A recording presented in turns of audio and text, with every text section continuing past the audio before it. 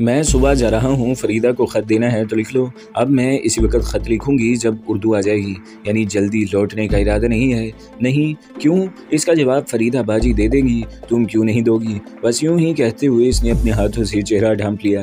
वो ये बात है, इसके हाथों के नकाब को सिरका कर चेहरे को रूबरू करते हुए कहा, लेकिन कब तक? इसने मेरे वजूद में जल तरंग बजा दिया। खुशी की मीठी मीठी चुभन रगों में दौड़ती हुई महसूस होने लगी। बिन मौसम बहार नहीं, बिन सावन बरसात नहीं, मुरादों की कली खिलने का भी एक मौसम होता है, और वो मौसम आएगा पूरे 6 माह बाद। इतना इंतज़ार कराओगी? जवाब में चूड़ियाँ खनक उठी और मैं सब्रो बेसब्री की रमूज भूल गया। दिल की ज़ुबान जब बोलने पर आती है तो सिर्फ हवास बढ़ बढ़ कर बोलते हैं और जज्बों की समात से सुनते हैं। जज्बों की समात एहसासात के दहन से मुझे आने वाली कल की लोरी सुनाती रही और मैं सपनों के हंडोले में झूलता रहा इस वक्त तक जब तक नींद की देवी ने मुझे अपनी बाहों में न ले लिया। सुबह उठते ही मैंने तैयारी शुरू कर दी और सूरज उगने के साथ मेरा सफ़र शुरू हो गया। पहाड़ी से पारा चनार तक घोड़े पर आया और फिर वहाँ से बस के जरिए रावलपिंडी से रेल में बैठकर कराची पहुँचा। इत्तफाक से इसी दिन की फ़्लाइट में सीट मिल गई और मैं ढाका पहुँच गया। दूसरे दिन जब दुकान जाने के लिए घर से निकला तो ठठेरी बाजारों में मजमा लगा देखकर रुक गया और फिर भीड़ को चीरता हुआ आगे बढ़ा। कई नौजवान एक नई दुकान का सामान निकाल कर बाहर फेंक रहे थे और दुकानदार गिड़गिड़ा कर इन्हें रोकने की कोशिश कर रहा था। क्या बात है भाई, दुकान क्यों उजाड़ रहे हो? ये साला बंगाली हमारी रोजी पर लात मारने आया है, हमारे एरिया में दुकान खोलकर बैठना चाहता है। एक नौजवान ने मुड़कर जवाब दिया। क्यों, ये जमीन तुम्हारी है जो इसे रोक रहे हो? मैंने तेज लहजे में कहा। अगर इसे भगाया नहीं जाएगा तो फिर एक के बाद एक बंगाली भर जाएंगे और हम बिहारियों की रोजी रोटी खतरे में पड़ जाएगी। कुरान कहता है वल्लाहु खैरुर राज़िकीन, यानी खुदा ही बेहतर रिज़्क देने वाला है। फिर बंगाली बिहारी की बात कहाँ से आ गई? आप समझे नहीं? ये बंगाली इस काबिल नहीं है कि हम इन्हें अपने दरमियान रखें। ये सब मीर जाफ़र की औलाद हैं, गद्दारी इनके खून में है। अगर मीर जाफ़र ने अपनी बहनोई सराजुद्दौला के खिलाफ अंग्रेज़ों का साथ दिया था तो इसी की औलादों में मीर कासिम भी था जिसने अंग्रेज़ों से लोहा मनवाया था। सबसे बड़ी बात यह है कि बंगाली हमारे दीनी भाई हैं। याद रखो, मशरिक़ से मगरिब तक इस मुल्क में ना कोई पंजाबी है, न पठान है, न बलोची है, न सिंधी है, न बंगाली और न बिहारी। हम सब सिर्फ और सिर्फ पाकिस्तानी हैं, मुमलिकत खुदादाद के मुहाफिज। अगर आप सच्चे पाकिस्तानी हैं तो नफाक पर रोक लगाएं, वरना छोटी छोटी बातें कातिल बनकर उभरेंगी। खान भाई सही कहते हैं, भीड़ में से किसी ने चीख कर कहा, वो दलाल है बंगाली का। इसी नौजवान ने कहा। खान भाई को गाली देता है। भीड़ में से एक नौजवान निकल कर बोलने वाले पर पल पड़ा। मारो साले को मारो, हम पाकिस्तानियों के दरमियान जहर की खेती कर रहा है। कई जोशीले नौजवान दुकान उजाड़ने वालों से उलझ गए। वो सब इन चारों से इस तरह चिमट गए थे जैसे गुड़ से चिमटे। इतने सारे लोगों से निमटना आसान नहीं था, इसलिए इन्हें भागना पड़ा। मेरे मशवरे पर बंगाली दुकानदार के लिए चंदा किया गया ताकि इसके नुकसान की तलाफी हो जाए। इसे सेट करने के बाद मैं अपनी दुकान पर पहुंचा और अबुल बशर से कहा, यार आज मेरा मूड नहीं है, तुम ही दुकान संभालो, और बंगशाल की तरफ चल पड़ा। बंगशाल में मेरा एक दोस्त रहता था, इसे मैंने खादम गुड्डे से बचाया था, इस वजह से वो मेरी बहुत इज्जत करता था। अशरफ के एतवार सही नहीं थे, फिर भी मैंने इसे दोस्त का दर्जा दे रखा था क्योंकि इसका दुनिया में कोई नहीं था। माँ बाप बचपन में मर गए थे, फुटपाथ ने इसे माँ की गोद बनकर पाला था। इसके खून में शराफत तो थी लेकिन फुटपाथ का असर भी आ गया था। मेरी दोस्ती इससे थी, इसके फेल से नहीं, इसलिए मैं कभी कभी इससे मिलने पहुंच जाता। इस दिन भी मूड फ्रेश करने जा रहा था कि निशात सिनेमा के सामने दुकान उजाड़ने वालों ने घेर लिया। वो 4 थे और मैं अकेला। इनमें से एक ने पिस्तौल नचाते हुए कहा, सूरमा अब तुम्हें कौन बचाएगा? गीदड़ शेर से ऐसा सवाल नहीं करते, कहते हुए मैं उल्टे कदमों पीछे हटने लगा।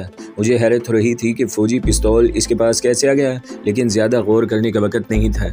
इसके तेवर खतरनाक थे और मैं खाली हाथ था। फिर भी अपने आप को पुरसुकून रखते हुए सर पर बांधे साफे को मैंने झटका दिया।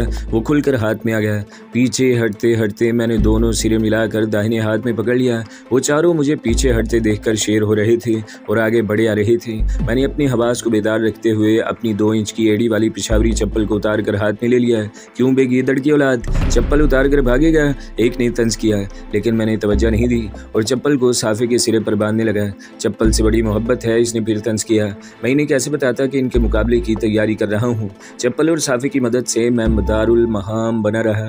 जो इनके मिजाज ठिकाने लगा सकता था वो हथियार तमंचे जैसा खतरनाक तो नहीं था, लेकिन ना होने से बेहतर था। इनके तमंचे वाले हाथों को तोड़ भी सकता था। वो चारों आहिस्ता आहिस्ता नजदीक आ रहे थे कि मैंने दिल ही दिल में नादी अली का विर्द किया और अलमदद या अल्लाह का नारा लगाकर साफे के सिरे को पकड़कर गर्दिश देने लगा। दूसरे सिरे पर भारी चप्पल बंधी हुई थी, इसलिए वो बिजली के पंखे की तरह गर्दिश करने लगा। अपने अनोखे हथियार को मैं बनौट की तर्ज पर गर्दिश दे रहा था। अस्करी माहिरीन का कहना है कि दुश्मन पर हमले में पहल करोगे तो इसका पैर उखड़ जाएगा। इसी कौल पर अमल करते हुए मैंने मदारुल मुहाम का वार इस पर कर दिया। गर्दिश करता हुआ साफा इसके हाथ पर लिपट गया। फौरन मैंने तेज झटका दिया, इसके हाथ से तमंचा निकल गया। मैंने मदारुल मुहाम को दोबारा गर्दिश दी और दूसरा हमला किया। भारी चप्पल इसके एक सर से टकराई और इसके हलक से चीख निकल गई। वो सर पकड़ कर बैठ गया।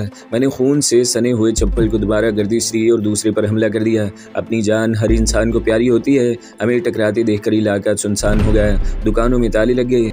लोग अपनी अपनी जान लेकर भाग रहे थे, लेकिन वो चारों डटे हुए थे। शायद इन्हें अपनी अफरादी कुव्वत पर नाज था। दूसरे आदमी के सर से मेरा अनोखा हथियार टकराते ही वो भी ज़मीन बोस हो गया। अब मेरे सामने सिर्फ दो बाकी रह गए थे। दोनों के हाथों में चाकू थे।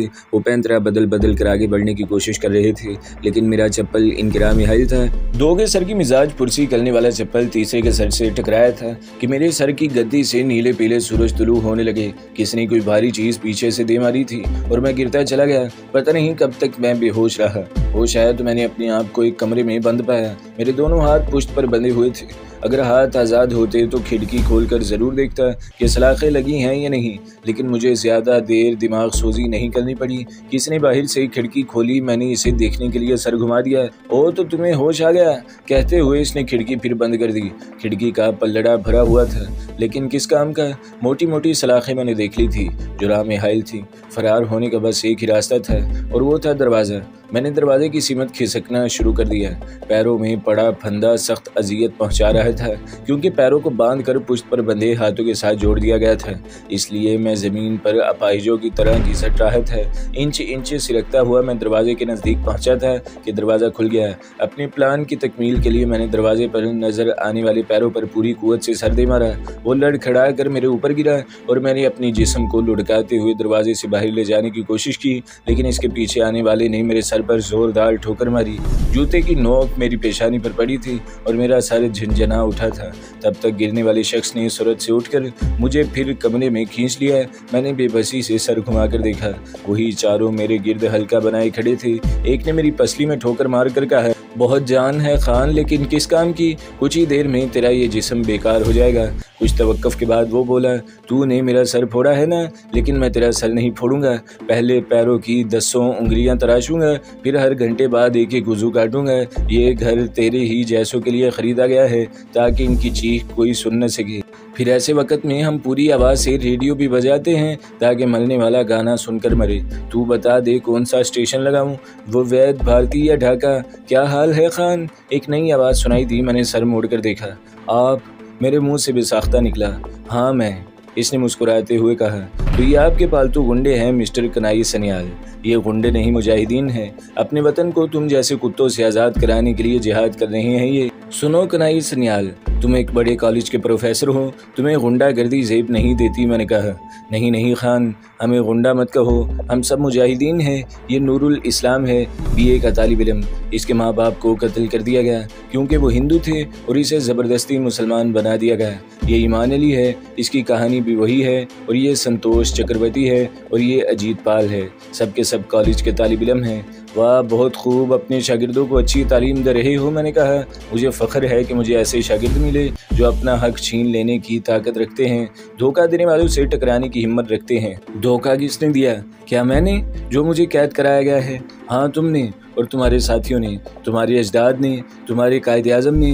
1947 में हम सबको धोखा देकर गए हैं। हमें यकीन नहीं था कि वो मुखनी सा कैंसर का मरीज़ हमसे बाजी ले जाएगा, अपना कॉल पूरा कर देगा, हमारा मुल्क हमसे छीन लेगा, पाकिस्तान बना लेगा। इसलिए हमने 20 साल की जिद्दोजहद के बाद अपनी छोटी सी तंजीम बना ली, जो छोटी है लेकिन ताकत में सुपर पावर है। हमने मराठों के अंदाज में जंग शुरू कर दी है। बुज़दिल लुटेरे वो भी थे और तुम भी हो। हमारे अजदाद ने जिस तरह کے سروں کو کچل دیا تھا، ویسے ہی ہم سب اتحاد کے ہتھوڑے سے تمہارے ارادوں کو کچل دیں گے۔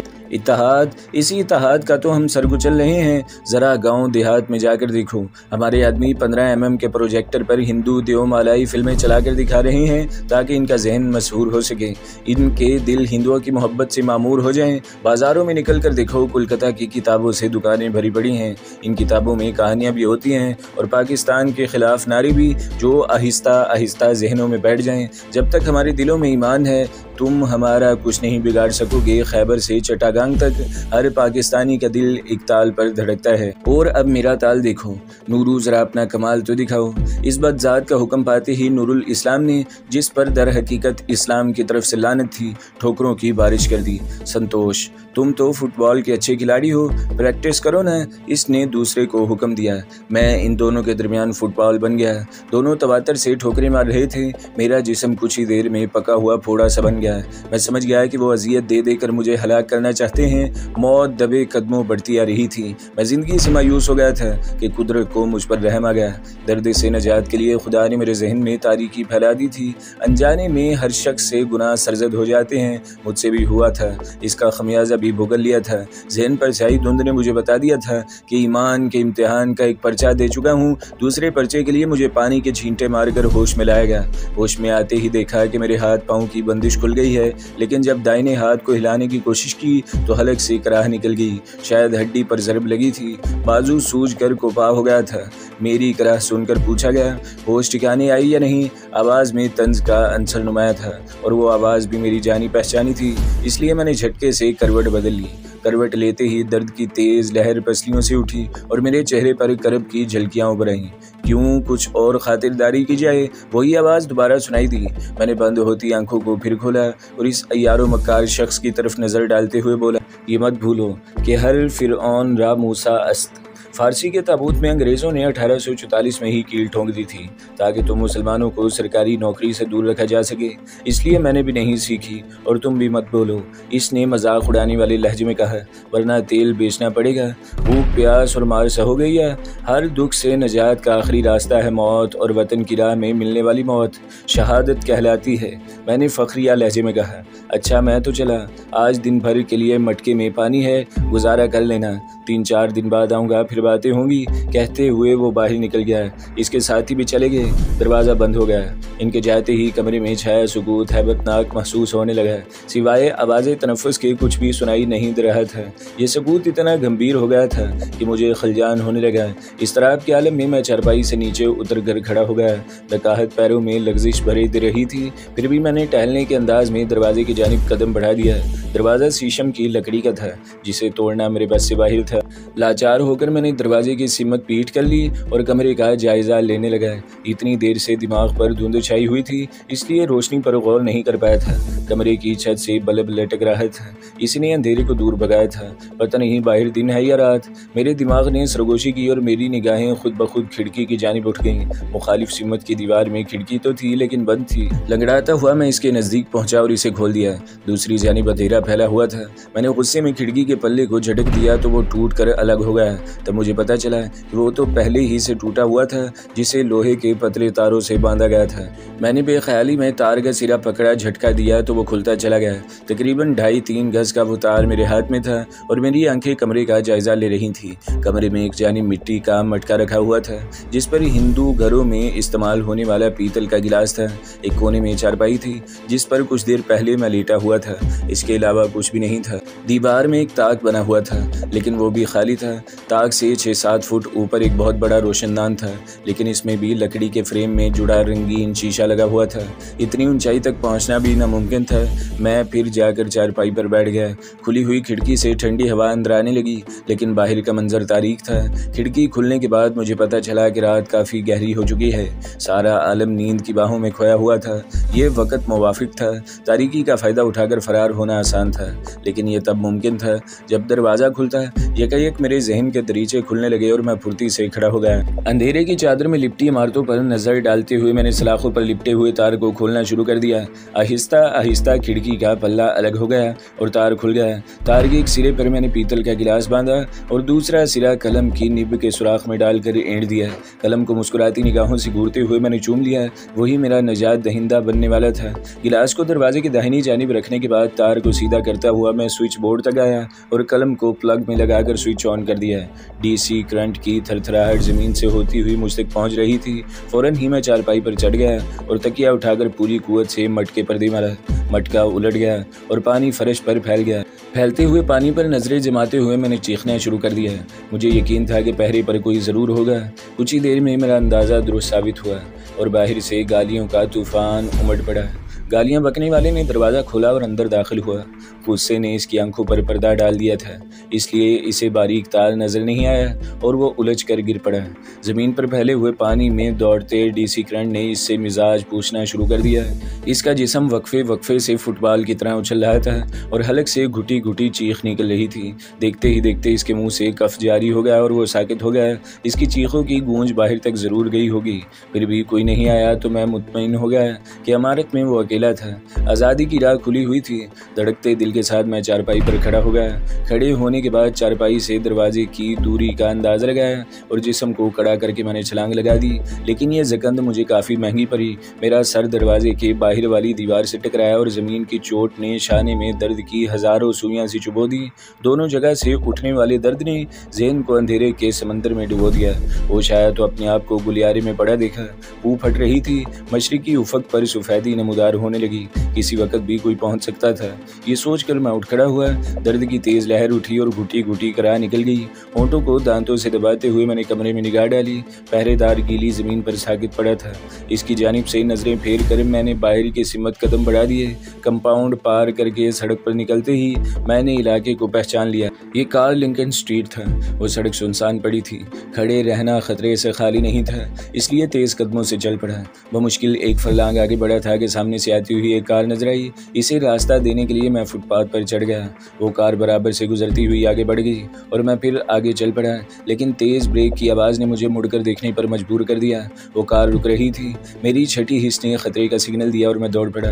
کار بھی تعاقب میں دوڑی۔ انسان کی اور کار کی رفتار میں زمین آسمان کا فرق ہے۔ وہ دم بدم نزدیک آتی جا رہی تھی۔ مجھے بھاگتے دیکھ کر انجن کا شور تیز ہو گیا۔ وہ میرے سر پر پہنچنے ہی والی تھی کہ مجھے ایک بنگلے کا کھلا ہوا گیٹ نظر آ گیا اور میں نے گیٹ میں چھلانگ لگا دی۔ عین اسی وقت پیچھے سے فائر ہوا۔ اگر خوش قسمتی سے میرا پیر پھسل نہ جاتا تو بائیں شانے کی جلد ادھیڑنے والی سلنسر لگے پستول کی گولی دل ہی میں اتری ہوتی۔ میں ہلکی سی چیخ مار کر نیچے گرا اور پیٹ کے بل گھسٹتا ہوا گیٹ پار کر گیا۔ اس وقت تک کار بالکل قریب آ گئی تھی۔